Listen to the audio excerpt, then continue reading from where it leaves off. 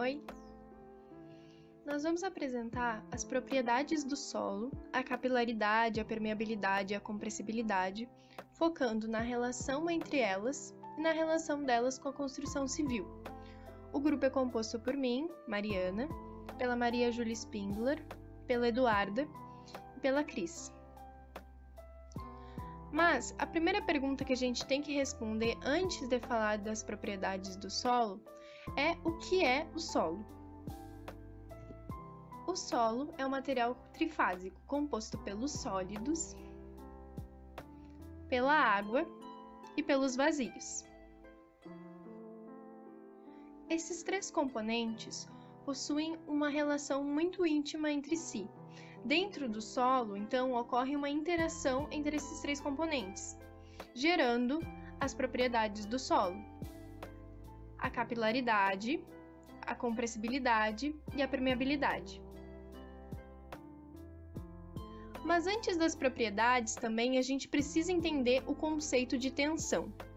Tensão é a soma das pressões exercidas em um determinado ponto do solo. Mas quais são essas pressões?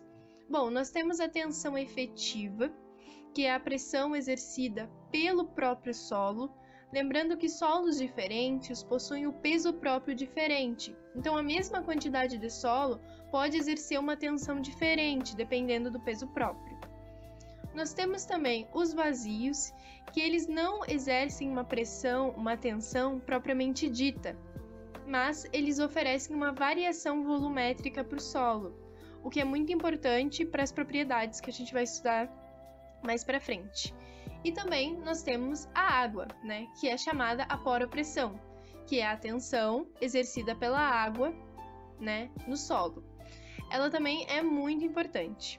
Se o solo já não tivesse pressão o suficiente, ainda tem as cargas externas, que além de todas as pressões internas do solo, dos componentes do solo, ainda tem as cargas externas, que é tudo que nós construímos ou colocamos sobre ele que exerce uma pressão.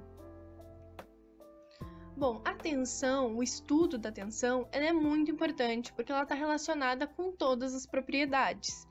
A aplicação de tensão pode ocasionar em variação volumétrica, em ascensão capilar, em diminuição da porosidade.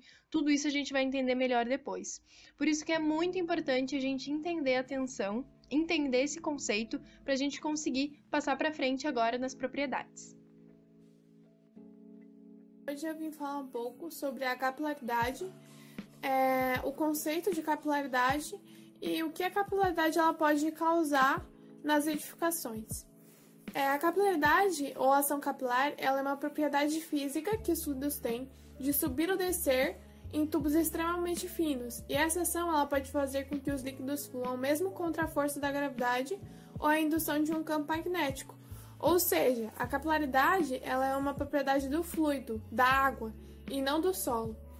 E duas forças são responsáveis pela capilaridade, que seria a atração da água por superfícies sólidas, a adesão e a adsorção, e a tensão superficial da água, que é em grande parte devido à atração entre as moléculas da água, que no caso seria a coesão.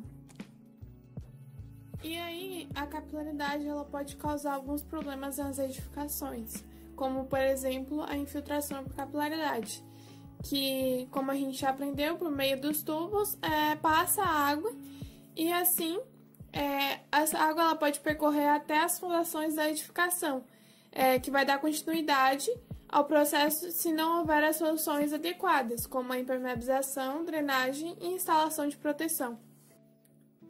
Essa infiltração por capilaridade ela também pode causar alguns prejuízos para a edificação. No caso, a umidade ela também atingirá os poros da alvenaria, o que gera prejuízo no acabamento. E a infiltração ela se manifesta em alturas variáveis em função das condições de umidade do solo, da interconectividade e da dimensão dos poros dos materiais construtivos e do solo. E para realizar o tratamento dos locais onde já aconteceu essa infiltração por capilaridade, é necessário remover todo o revestimento daquele local e fazer um novo revestimento com cimento polimérico, para impedir que a umidade chegue nessa nova massa. E assim a gente também pode evitar essa umidade ascendente. A principal medida para proteger as edificações contra essa umidade ascendente consiste em impermeabilizar os elementos de fundação, as paredes e pilares que estão em contato direto com o solo.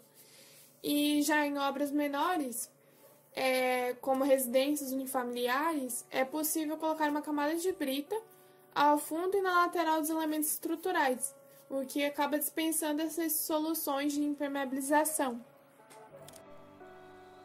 Permeabilidade é a propriedade em que o solo pode permitir o escoamento de água através dele. A água passa por meio dos vazios do solo. Alguns solos são considerados mais permeáveis que outros, pois há uma maior facilidade da água fluir ou percolar através do solo. Aqui a gente trouxe alguns experimentos com peneira, com o filtro e com a esponja. E a gente pode ver que, como esses materiais do experimento, os solos também apresentam diferentes permeabilidades entre eles, sendo mais ou menos permeáveis. E como exemplo, nós trouxemos a barragem do Rio São Bento, localizada em Siderópolis, que tem 53.200.000 metros cúbicos de volume de armazenamento. A bacia hidrográfica tem 112 km² e a extensão dela é de 461 metros. Bom, antes de se tornar uma barragem, ela era um bairro, e então foi inundada pelo Rio São Bento. O solo do entorno das margens foi colocado um pouco de pedra para proteção e para ele não desmoronar. O solo do fundo foi compactado inicialmente, e ele é um solo pouco permeável, pois a água da barragem precisa ficar naquele local, ou seja, a água da barragem não pode infiltrar. E quando ultrapassa o volume, a água desce pelas escadarias, mas sempre há uma evasão da água para o rio, como podemos ver nos vídeos.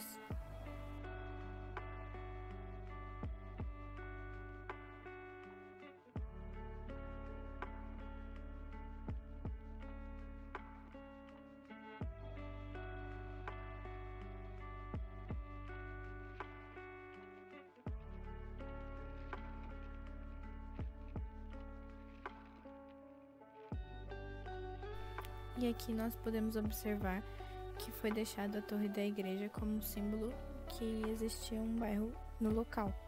Compressibilidade é uma característica de todos os materiais de quando submetidos a forças externas de se deformarem.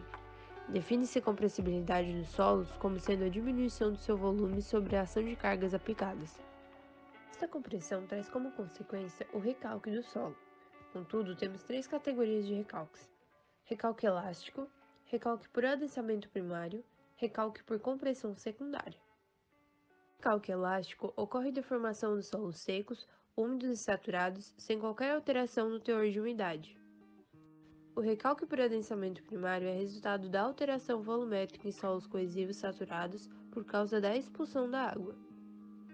O recalque por compressão secundária ocorre em solos coesivos saturados no ajuste plástico do tecido do solo, que ocorre sob tensão efetiva constante.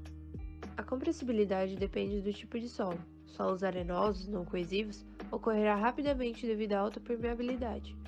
Em solos argilosos, solos coesivos, a saída de água é lenta devido à baixa permeabilidade. As deformações dependem do tempo. Quando se fala em edifícios inclinados, o maior símbolo talvez seja a Torre de Pisa, cartão postal da Itália que recebe milhões de visitantes todos os anos. No Brasil, temos exemplos na cidade de Santos, onde 3% da população, aproximadamente 16.000 pessoas, vivem em edifícios inclinados. Esses edifícios têm entre 10 e 20 andares e a maioria foi construído nas décadas de 50, 60 e 70. Entre os anos de 1950 e 1970, devido ao anseio das construtoras em economizar, as fundações eram feitas rasas, com a profundidade variando entre 4 a 7 metros, utilizando a fundação direta com sapatas. A inclinação das edificações está relacionada com a soma de alguns fatores que juntos levaram ao recalque apresentado. O solo de Santos é composto por uma camada fina de areia, de 8 a 12 metros, seguida de uma camada de argila marinha, de 20 a 40 metros. Já a camada rochosa está localizada abaixo dos 50 metros de profundidade. Devido ao peso das estruturas, a camada de areia comprime a argila marinha, que por ser menos densa acaba cedendo em alguns pontos, levando ao recalque das edificações. das soluções para esse problema é o realinhamento dos prédios. Por enquanto, essa técnica foi realizada apenas no edifício Núncio Malzoni, em 2 blocos. A obra teve êxito e, apesar do alto custo, o investimento foi compensado. O reaprumo foi realizado em 3 etapas. Primeiramente, foram colocadas estacas que atingiam o solo na camada mais resistente, localizada abaixo da argila. Depois, foram utilizadas vigas de concreto que transferiam os esforços dos pilares antigos para as novas estacas. Por fim, instalou-se macacos hidráulicos entre as pontas das vigas e as estacas. Bom, nós apresentamos as 3 propriedades do solo: a capilaridade, a permeabilidade e a compressibilidade. A capilaridade sendo a propriedade da água de ascender no solo, a ascensão capilar. A permeabilidade sendo a propriedade do solo de permitir que a água flua sobre ele. E a compressibilidade sendo a variação volumétrica do solo quando aplicado carga sobre ele. Mas o objetivo do trabalho é mostrar que as propriedades elas não são algo separado. Elas têm uma relação entre si e elas também têm uma relação com os componentes do solo. Como a Maria Júlia explicou, por exemplo, a compressibilidade ela varia com a permeabilidade do solo. Solos mais permeáveis, como as areias, por exemplo, têm uma compressibilidade mais rápida, a saída de água é mais rápida. E os solos como as argilas, por exemplo, que são menos permeáveis, têm uma compressibilidade mais lenta. Esse é um dos exemplos das relações entre as propriedades, mas também tem relação com os componentes, o índice de vazios, a umidade, a granulometria. Todas essas questões elas vão trabalhar juntas para criar as características do solo que vão resultar nas propriedades. Aqui nós trouxemos 2 tabelas que a gente trabalhou em aula, uma sobre o intervalo aproximado de ascensão capilar e outra sobre o coeficiente de permeabilidade. Essas tabelas a gente trabalhou separadamente, mas elas têm uma relação muito interessante. Se a gente for estudar a argila, por exemplo, ela tem um maior intervalo de ascensão capilar, porém ela tem um menor coeficiente de permeabilidade, tendo argilas que chegam a ser quase impermeáveis. Isso acontece por conta da granulometria das argilas. Por elas serem uma granulometria muito pequena, os interstícios, que são aqueles buraquinhos que a gente chama que a água consegue ascender, ficam menores e por isso a água consegue aderir melhor a esses interstícios, como a Cris explicou. Porém, por conta deles serem tão pequenos, o coeficiente de permeabilidade, ou seja, o quanto a água consegue fluir no solo, acaba ficando comprometida.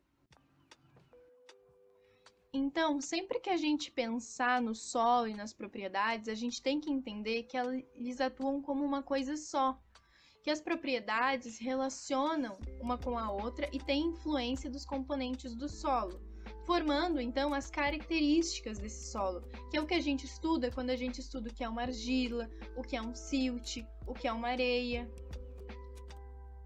Mas uma coisa que a gente tem que deixar claro é que não é uma relação direta.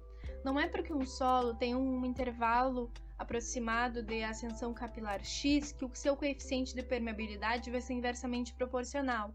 Existem vários outros fatores que influenciam nas características e nas propriedades do solo. A compactação, a umidade atual do solo, a forma como ele se organiza.